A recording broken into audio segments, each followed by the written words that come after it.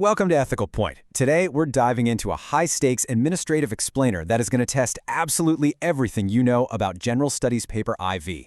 We are looking at the 2023 UPSC Ethics Case Study. It's a brilliant, nerve-wracking scenario that places you right at the intersection of medical ethics and legal liability.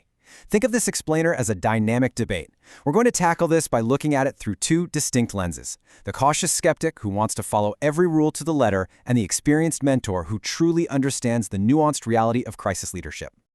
We've got a great roadmap today, starting with the landslide dilemma, mapping the stakeholders, weighing law versus life, evaluating our options, building an integrated protocol, and finally cracking that 20 marker. All right, let's jump right into part one, the landslide dilemma. Picture this. You are the District Magistrate, and you're also an AIIMS graduate.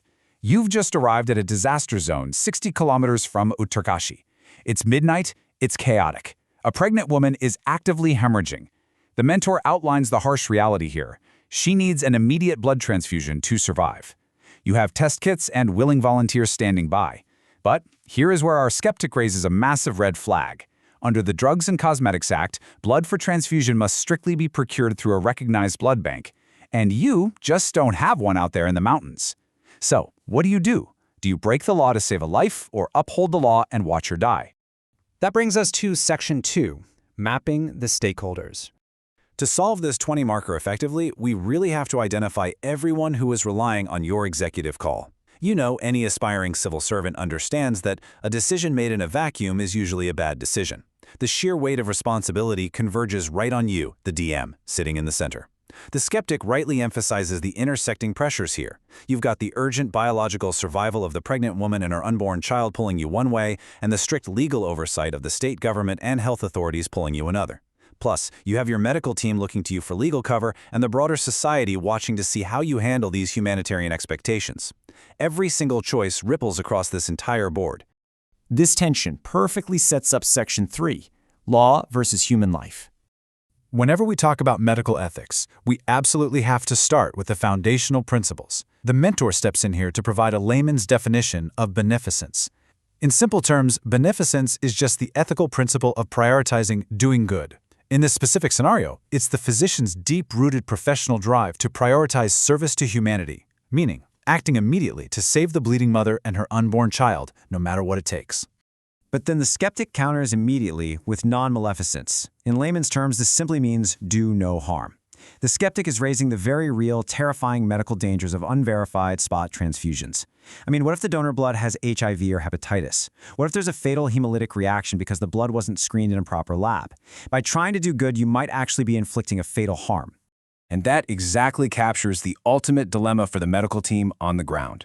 Do we lean into beneficence and transfuse immediately to stop the hemorrhaging, or do we lean into non-maleficence, avoiding the potential harm of a transmitted infection, even if it means the patient might literally bleed to death while waiting for transport?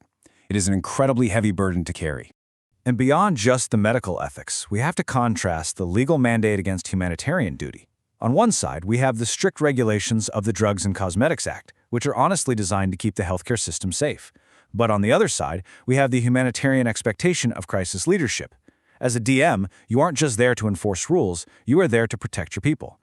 Now, the skeptic leans toward playing it safe, arguing that, hey, rules are rules.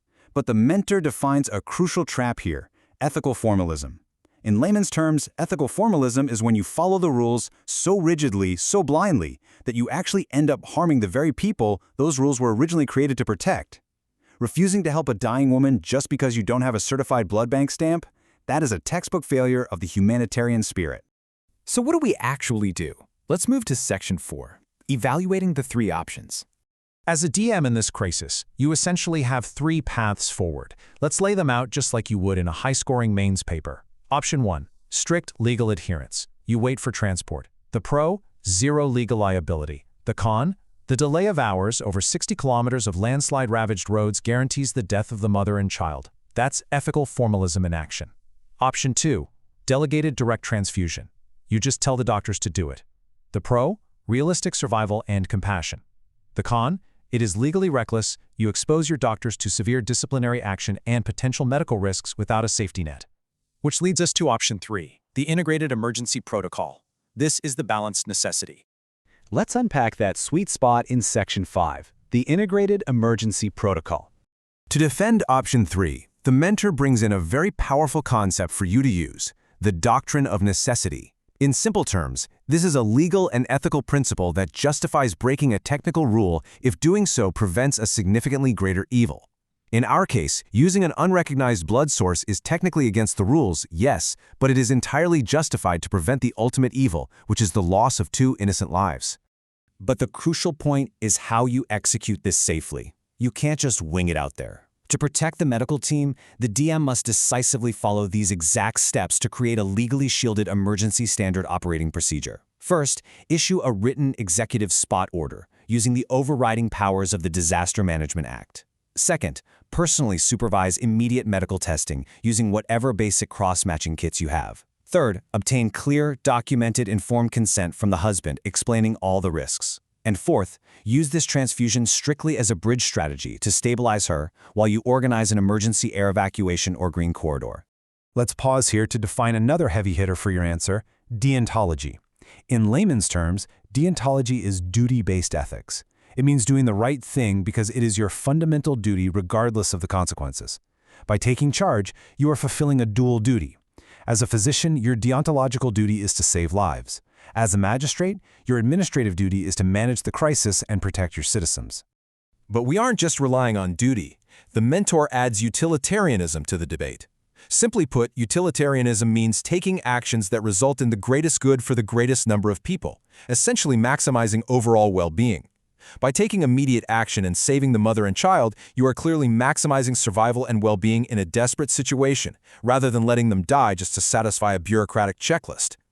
Now, the skeptic might still be a bit nervous and ask for the ultimate legal cover. I mean, what if the state government investigates? The mentor delivers the absolute trump card here: constitutional morality. In everyday language, this means upholding the absolute core values of our Constitution above all subordinate, smaller rules. Article 21 is the right to life. It is literally the supreme law of the land. Saving a life inherently trumps a subordinate regulation about blood bank certifications during an unprecedented natural disaster. And finally, we validate this decision through virtue ethics. In layman's terms, virtue ethics doesn't just look at the rules or the outcomes, it looks at the character of the person making the decision. Are you acting like a good, virtuous leader? Absolutely. By taking responsibility, issuing the order, and demanding transparent documentation, the DM is demonstrating prudence, immense compassion, and highly accountable leadership. You are balancing institutional trust with immediate humanitarian action. All right, let's bring it all home. Section 6. Cracking the 20 marker. We've had a great philosophical debate, but let's translate this into a high-scoring mains answer for the examiner. When you write your introduction or your final conclusion, I highly recommend using this exact phrasing. Talk about administrative courage. State clearly, in public administration, the right to life, Article 21, is the supreme law. A district magistrate is not a mere bureaucrat. They are expected to show administrative courage during a crisis. It shows the examiner you truly understand that leadership requires taking on personal burden to protect others. And remember, a 20 marker doesn't just end when the patient is stabilized. Your conclusion must feature a strong way forward. You have to look beyond the immediate crisis and suggest systemic, long-term improvements. You should recommend strengthening emergency blood storage in remote areas, improving overall disaster preparedness, and vitally, using the documentation from this very incident to create a brand new standard operating procedure. You aren't just breaking a rule once, you are pioneering a framework for all future mountain rescues. We'll leave you with this final thought. It's easy to read rules in a textbook, but out in the field, lives are on the line. As a future civil servant, how will you balance the strict rules of your office with the urgent humanitarian necessity for survival? Will you be a mere rule follower, or will you have the administrative courage to be a true leader? Thank you for joining us on this explainer, and keep thinking deeply about the weight of the chair you aspire to sit in.